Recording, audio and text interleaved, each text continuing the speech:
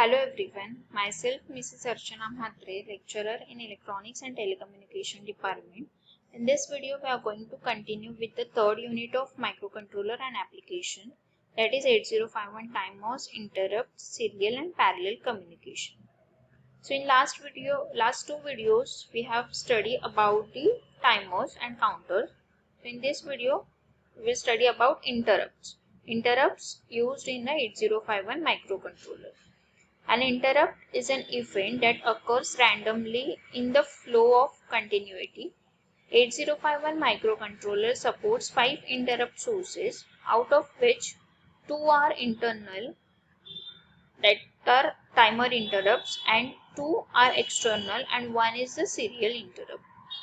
3 of these are generated automatically by internal operations, that is TF0, that is timer or counter 0 overflow flag. Then TF1 for timer or counter 1 interrupt. Then RITR for serial port interrupt, and 2 interrupts are external, that is external interrupt 0 and external interrupt 1. Now all the interrupts function as under the control of programmer. The programmer is able to control bits in interrupt enable register, that is I register, interrupt priority register or timer control register. All these three are SFR, special function register. The programmer can block all or any combination of the interrupts from acting on the program by setting or clearing bits in these registers. After the interrupt has been handled by the interrupt service routine, that is ISS, which is placed by the programmer at the interrupt location in program memory, the interrupted program must be resumed operation at the instruction where the interrupt took place. Program resumption is done by storing the interrupted PC register, that is program counter address, on the stack in RAM memory location before changing the program counter to interrupt address in the ROM memory. The program counter address will be restored from the stack after RETI, that is return from interrupt instruction, is executed at the end of the interrupt service routine.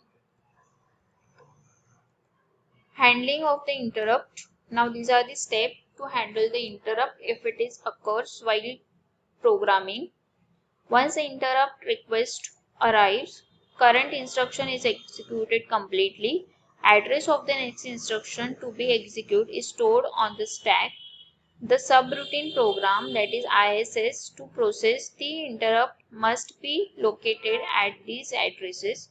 When the ISS is executed, the address of the next instruction is to be executed is taken from the stack and copied to the program counter. Microcontroller executes the interrupt service routine until it reaches the last instruction of the subroutine, that is RETI, which is written from interrupt. After RETI instruction, microcontroller returns to the place where it was interrupted. Now this is the vector address of interrupt. Each of these interrupts has its interrupt vector address. The vector address is the address where the controller jumps after the interrupt to serve the interrupt service routine. Now these are the interrupts: INT 0, external interrupt 0, timer 0, external interrupt 1, timer 1 and serial interrupt. And these are the flags, that is IE0, TF0, IE1, TF1, RI or TI. And this is the vector address for particular interrupt. For INT 0, vector address is 0003H. For timer 0, vector address is 000BH. For INT 1, address is 0013H, and for timer 1, vector address is 001BH. For serial interrupt, vector address is 0023H.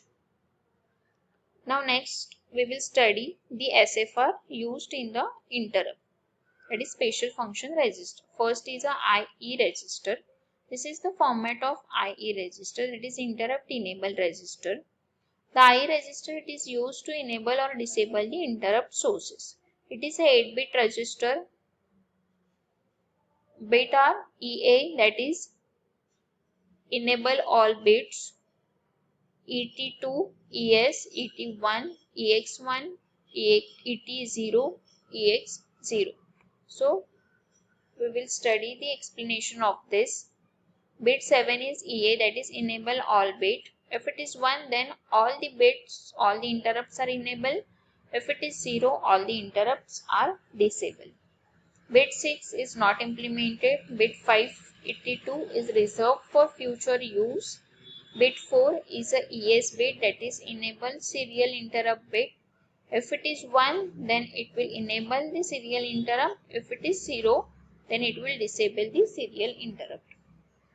Next bit is bit 3 ET1, enable timer 1 overflow interrupt bit. If it is 1, enable timer 1 overflow interrupt. If it is 0, it will disable timer 1 overflow interrupt.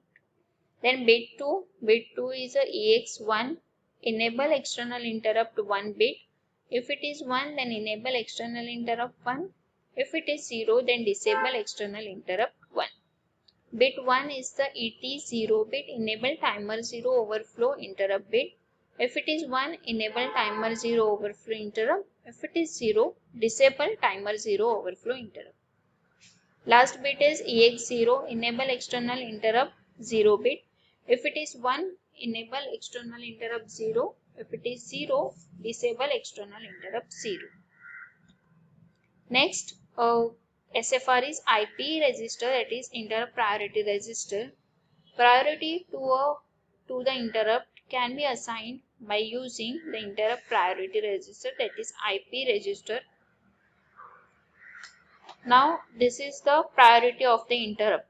When the interrupts occur, the external interrupt 0 gets first priority, then second priority for timer interrupt 0, third priority for external interrupt 1, fourth priority for timer interrupt 1, and fifth priority for serial interrupt. Now this is the format of the IP register, that is interrupt priority register. It is a 8-bit register. The bits are PT2, PS, PT1, PX1, PT0 and PX0. So we will see the description of this.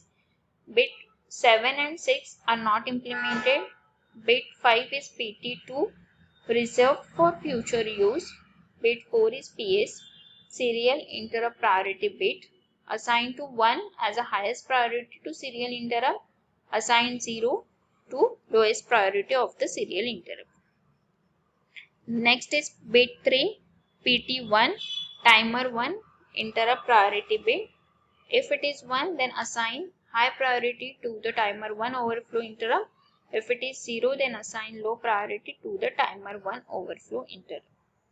Next bit is PX1, external interrupt 1 priority bit. 1, assign high priority, 0, assign low priority. Bit 1 is a PT0, timer 0 overflow interrupt priority bit. If it is 1, then it assign the higher priority to the timer 0 overflow interrupt.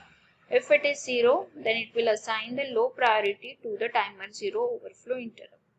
Next bit is PX0, that is external interrupt 0 priority bit. If it is 1, assign high priority to the external interrupt 0.